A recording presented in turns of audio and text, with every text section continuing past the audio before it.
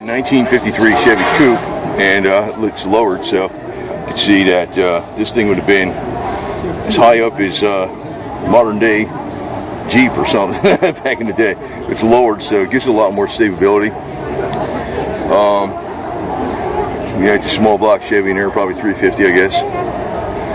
And the mirrors up there on the top, hot rod style. You know what I mean? If you walk around.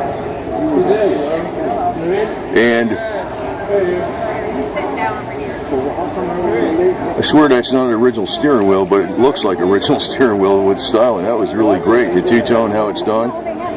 Gauges are all replaced, but it's all like original and matched. See that? These gauges are nice.